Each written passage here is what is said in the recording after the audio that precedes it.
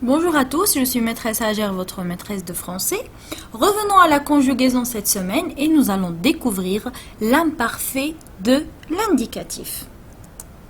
Nous commençons par la définition de l'imparfait. Qu'est-ce que l'imparfait? L'imparfait est un temps du passé, d'accord? Et quand on parle du temps du passé, des temps du passé, on parle du passé composé, passé simple, l'imparfait, le plus que parfait, etc. Donc, l'imparfait est surtout utilisé dans la description. Quand on veut décrire quelqu'un, on utilise l'imparfait. Donc, c'est la description dans le passé. Ou bien pour indiquer la répétition d'un fait dans le passé aussi. Comme je vous ai dit l'autre fois, quand il y a une action qui se répète, chaque jour, on utilise le présent. D'accord? Par exemple, actuellement, je pars à l'école chaque jour. Quand il y a une action qui se répète, mais l'action est terminée dans le passé, elle s'est répétée, mais dans le passé, on utilise l'imparfait. Donc, les terminaisons de l'imparfait sont très simples puisque tous les verbes des trois groupes ont la même terminaison. Il n'y a pas beaucoup d'exceptions dans ce temps. D'accord? Donc, à l'imparfait, les terminaisons des verbes sont tous les mêmes pour tous les verbes des trois groupes. Pour je, AIS. Pour tu, AIS. Il, elle et on, AIT. Nous, IONS.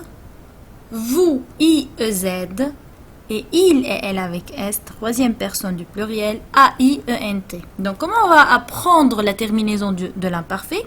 On va l'apprendre de cette manière. AIS, AIS, AIT, IONS, IEZ, AIENT. C'est de cette manière qu'on apprend la terminaison de l'imparfait. Donc, je répète, AIS, AIS, AIT, IONS, IEZ, AIENT. C'est très simple, c'est la même terminaison, on va l'appliquer avec tous les verbes. D'accord? Premier groupe, deuxième groupe, troisième groupe, être, avoir, aller, tout. Donc, il faut faire attention, ce n'est pas la langue française s'il n'y a pas d'exception. Mais pour l'imparfait, il y a de petites exceptions très faciles qu'on a déjà vues avec les autres temps. Donc, comme d'habitude, pour les verbes qui se terminent par CER, il ne faut pas oublier la cédille quand la terminaison commence par un A, comme par exemple le verbe lancer. Quand on va le conjuguer avec je ou bien avec tu, ou bien avec il, elle avec S, ou bien il, elle sans S, il ne faut pas oublier la cédille. Pourquoi? Pour ne pas prononcer le son K, pour ne pas dire je l'enquais. D'accord? Parce que la terminaison commence avec un A, il ne faut pas oublier la cédille pour avoir le son SE. Je lançais. C'est cédille AIS. Pour les verbes qui se terminent par GER, la même chose, il ne faut pas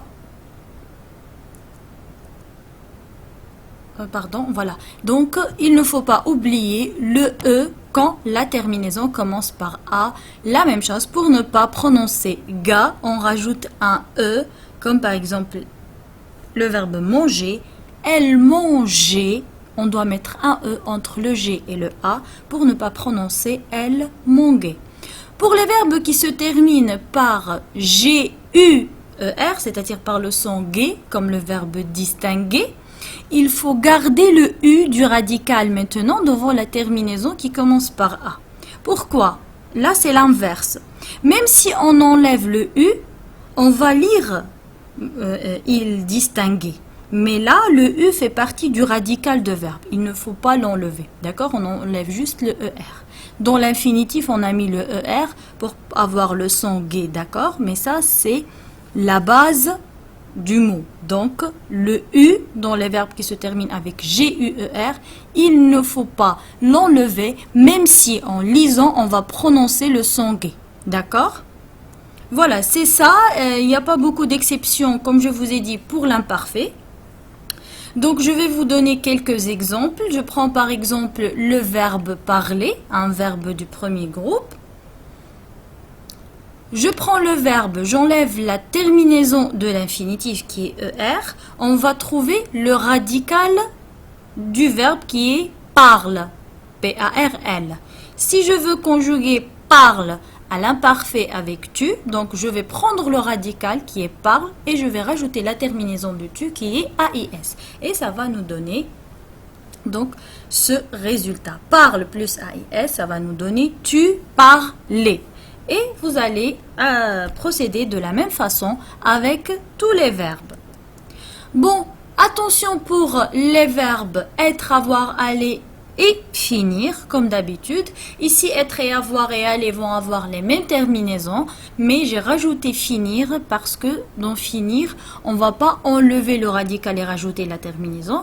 Attention ici, pour finir, on dit je finissais, tu finissais, il finissait, donc on va, parce qu'on ne peut pas dire je finis, d'accord? Donc, n'oubliez pas de rajouter les deux S et ensuite vous rajoutez la terminaison de l'imparfait qui est AIS, AIS, AIT, IONS, IEZ, AIENT. Donc pour le verbe être, j'étais, tu étais, il était, nous étions, vous étiez, ils étaient.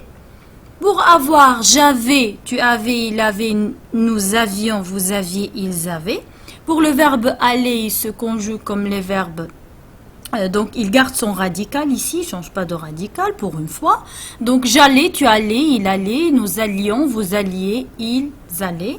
Finir, comme je vous ai dit, n'oubliez pas de mettre les deux S, car on ne peut pas dire je finis, tu finis, d'accord? Donc, je finissais, tu finissais, il finissait, nous finissions, vous finissiez, il finissait. Attention, pour nous et vous, n'oubliez pas le I qui est avant la terminaison, d'accord, au début de la terminaison.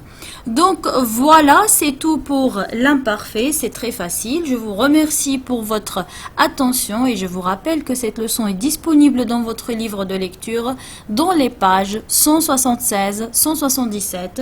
N'hésitez pas à m'envoyer un message si vous n'avez pas compris un point dans la leçon et merci.